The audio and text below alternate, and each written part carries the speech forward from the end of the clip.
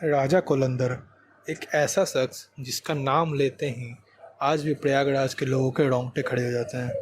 उसे नाम से ज़्यादा जिले का पहला साइको किलर, इंसान की शक्ल में हैवान, खूनी दरिंदा, इन सब नामों से जाना जाता है।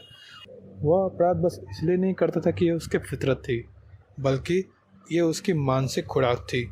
हत्या बहुत सारे लोग करते हैं, लेकिन इसके हत्या करने का तरीका किसी पिशाच से कम नहीं था। तो आइए जानते हैं कि ये राजा कोलंदर कौन था और ये आखिरकार पकड़ा कैसे गया और इसने क्या क्या क्राइम्स किए थे। तो कहानी शुरू होती है 14 दिसंबर 2001 को, जब एक पत्रकार धीरेन्द्र सिंह रहस्यमय तरीके से लापता हो जाता है। उसे बैड़ी नाम के गांव में पहुंचना था, जो कि प्रयागराज से लगभग 3 घंटे दूर है, जहां पे वो काम करता था। गांव में उसका भाई वीरेंद्र सिंह और उसकी वाइफ फूलन देवी रहती थी, जो उसके घर नहीं लौटने पे काफ़ी चिंता करने लगी। उसके बाद उन्होंने कुछ देर इंतज़ार किया। ऐसे जब उन्हें कुछ खबर नहीं मिली तो उन्होंने जाके पुलिस में कंप्लेन लिखवाई। धीरेन्द्र चूँकि एक पत्रकार था और वो एक फेमस न्यूज़पेपर आज के लिए काम करता था, और उस वक्त कुंभ मेला चल रहा था, जो कि दुनिया का सबसे बड़ा मेला है। और उस वक्त पर ऐसे किसी पत्रकार का अचानक से गायब हो जाना ये गवर्नमेंट के इमेज के लिए बिल्कुल भी सही नहीं था। तो पुलिस काफ़ी प्रेशर में आ गई थी और उन्हें इस केस को सॉल्व करना था, ताकि लोगों में कोई हड़कंप ना मचे। के बाद नारायण त्रिपाठी, जो कि एसएचओ थे किदगंज पुलिस स्टेशन के, वो इमीडिएटली एक्शन में आते हैं। धीरेन्द्र के फ़ोन रिकॉर्ड चेक करवाते हैं कि उसने गायब होने से पहले किससे बात की थी। उस वक्त सेलुलर फ़ोन्स इतने ज़्यादा एडवांस नहीं थे, तो इसलिए ना ही विक्टिम्स ना ही क्रिमिनल्स को ज़्यादा आइडिया था कि फ़ोन का इस्तेमाल कैसे किया जा सके। जब फ़ोन रिकॉर्ड को ट्रेस किया गया तो एक लास्ट कॉल एक लैंडलाइन नंबर पे किया गया था। ये लैंडलाइन नंबर राम निरंजन नाम के एक आदमी का था, जिसकी वाइफ का नाम था फूलन देवी। फिर फूलन देवी डिस्ट्रिक्ट काउंसिल की मेंबर थी और उसने फ़ोन उठाया और कहा कि नारायण त्रिपाठी को कि वो राम सागर लेक के बगल में ही रहती है और राम निरंजन उनके पति हैं। और उनकी सारी फैमिली उस घर पे गए और वो फूलन देवी को जानते थे, और ऑफिसर एसएन त्रिपाठी घर के बाहर वेट कर रहे थे।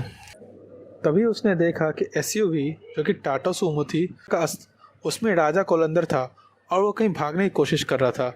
हालांकि नारायण त्रिपाठी ने उन्हें पकड़ लिया और उनके साथ उनका साला वक्सराज कोल भी बैठा हुआ था, जो कि एसयूवी में था।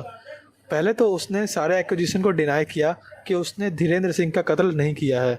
फिर बाद में पता चला कि राजा कोलंदर का असली नाम राम निरंजन है, जो कि फूलन देवी का पति था। अब ये नाम उसने क्यों बदला था, इसकी भी स्टोरी आगे बताऊंगा। तो सबसे पहले उसने सारे एक्यूजेशन को डिनाई किया। वक्सराज ने एक नया और एक्सपेंसिव जूता पहना था, और तब पुलिस का शक और भी गहरा हुआ कि इतने गरीब लोगों के पास इतने महंगे जूते कहाँ से आ गए। फिर उसके बाद पुलिस ऑफिसर ने और भी ज़्यादा उस पर प्रेशर बनाया। उसके बाद कुछ घंटों के बाद राजा कोलंदर ने फाइनली कन्फेस किया कि वो धीरेन्द्र सिंह का मर्डर किया था। बट पुलिस को और भी ज़्यादा एविडेंस चाहिए था, क्योंकि ऐसा हो सकता है कि कोर्ट में जाने के बाद राजा कोलंदर अपने बयान से पीछे हट जाए। तो इसलिए सबूत जुटाने के लिए पुलिस और भी इन्वेस्टिगेशन करती है। इन्वेस्टिगेशन करते करते पता चलता है राजा कोलंदर के और भी बहुत सारे इलिसिट और इलीगल बिजनेस थे। चूँकि धीरेन्द्र एक जर्नलिस्ट था, तो धीरेन्द्र से डरा हुआ था कि धीरेन्द्र उसकी सारी पोल ना खोल दे, तो इसलिए इसको एक्सपोज करने से पहले उसने धीरेन्द्र का कत्ल कर दिया। उसने ये मर्डर वक्सराज, जो कि उसका साला था, उसके साथ प्लान किया था। पहले तो उसने धीरेन्द्र को अपने फार्म हाउस पे बुलाया, और जब वो दोनों आग सेक रहे थे, तब पीछे से वक्सराज ने एक देसी कट्टे से उसके सर पे वार किया। फिर उसके बाद राजा ने बॉडी के कई सारे टुकड़े किए और उसे अलग अलग जगह फेंक दिया, जैसे कुछ लेक में, कुछ दफना दिया और कुछ गांव से बहुत ज़्यादा दूर ले जाकर फेंका।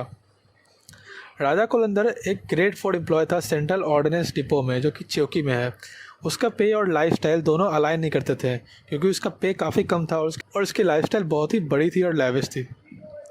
उसके बाद उसके पास एक पिगड़ी फार्म था और उसके बाद बहुत सारे 4 व्हीलर्स भी थे, जिससे साफ पता चल रहा था कि वो कहीं ना कहीं से कोई और धंधा कर रहा है।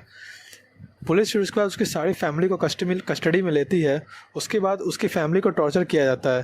फाइनली राजा अपना मुंह खोलता है कि उसने धीरेन्द्र के सारे बॉडी पार्ट्स को कहाँ रखे हैं और उसने उसके कपड़ों का क्या किया।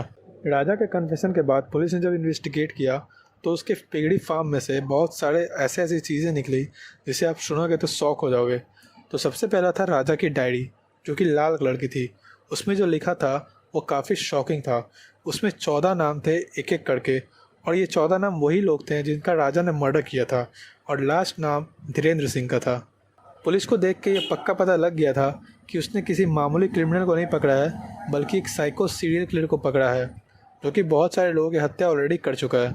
और इस डायरी में सबसे पहला नाम काली प्रसाद श्रीवास्तव का था, जिसने राजा से 50,000 रुपये उधार लिए थे। काली प्रसाद राजा के ऑफिस में काम करता था, पर वो हायर पोजीशन पे था और उसने उससे 50,000 रुपये लिए थे, जो कि वो लौटाने के मूड में भी नहीं था। जब राजा को ऐसा लगा कि वो 50,000 रुपये लौटाने नहीं वाला है, तब उसने काली प्रसाद श्रीवास्तव को झांसे में जंगल की तरफ ले गया और वहाँ उसका कत्ल कर दिया। बट राजा कोलेंद्र काली प्रसाद की बुद्धि का बहुत बड़ा कायल था। काली प्रसाद उसे ऐसे तरकीब बताता था कि जिससे राजा क्राइम कर पुलिस के हाथों से बच सकता है आसानी से। बट धीरेन्द्र सिंह और काली प्रसाद श्रीवास्तव तो ठीक है, बट राजा ने बाकी 12 लोगों का कत्ल क्यों किया? इसके लिए हमें राजा कोलंदर की साइकोलॉजी को समझना पड़ेगा। तो कोलंदर एक बहुत ही छोटे शेड्यूल ट्राइब से बिलोंग करता था, जहाँ पे उसे लगता था कि उसकी ट्राइब को काफ़ी ज़्यादा दबाया गया है और उसे काफ़ी पॉलिटिकल सपोर्ट भी नहीं मिला है, जिसके वजह से दिन पर दिन उसकी ट्राइब दबती जा रही है। उस समय समाजवादी पार्टी और बहुजन समाज पार्टी ही दो ऐसी पार्टी थी जो कि पिछड़े हुए जाति को उठाने का प्रयास कर रही थी, और फूलन देवी उसी पार्टी की एक हिस्सा थी और उसे टिकट भी दिया गया था समाजवादी पार्टी की तरफ से। तो कोलंदर इस चांस को मिस नहीं करना चाहता था और वो अपने ट्राइब को ऊपर उठाना चाहता था। तो कोलंदर को लगा कि अगर वो ऊंचे ट्राइब वाले लोगों को मारेगा तो इससे उसके ट्राइब वालों का उत्थान होगा, और इसीलिए उसने अपना नाम भी चेंज किया, क्योंकि नाम निरंजन उतना कोई बहुत हैवी नाम नहीं लग रहा था, तो उसलिए अपना नाम राजा कोलंदर रखा, जिससे वो एक बहुत ही बड़ा राजा साउंड करे और उसके नाम में पावर आ जाए। सिमिलरली उसने अपनी वाइफ का भी नाम चेंज किया था, जिसका असली नाम गोमती देवी था, और उसने उसका नाम बदलकर फूलन देवी कर दिया, क्योंकि फूलन देवी एक स्ट्रॉन्ग नाम लगता है। सिमिलरली उसने अपने तीनों बच्चों का नाम आंदोलन, अदालत और जमानत रखा था, जो कि इंग्लिश में करे तो रिवोल्यूशन, कोर्ट ऑफ लॉ और बेल होता है। तो इससे वो अपनी साइकोलॉजी बताना चाहता था कि वो एक रिवोल्यूशन क्रांतिकारी है जो समाज में कुछ चेंज लाना चाहता है। राजा कोलंदर जिनका मर्डर करता था उन्हें ऐसे ही नहीं छोड़ता था, उनकी बॉडी को अलग अलग जगह काट कर दफना देता था और उनके ब्रेन को बॉयल करके उनका सूप पीता था। बाद राजा को धीरेन्द्र के कत्ल के जुर्म में गिरफ्तार किया गया और काफ़ी दिन केस चला, लगभग 10 साल। बट उसके बाद भी उसे बस धीरेन्द्र के केस के लिए ही सजा, बाकी 13 लोगों के कत्ल का पुलिस को कोई सबूत नहीं मिला और इसके लिए उसे सज़ा नहीं मिल पाई। और फिर राजा कोलंदर और उसके साले वत्सराज दोनों को उम्र कैद की सज़ा सुनाई गई और वो आज उन्नाव के जेल में उम्र कैद की सज़ा काट रहे हैं। Thank you.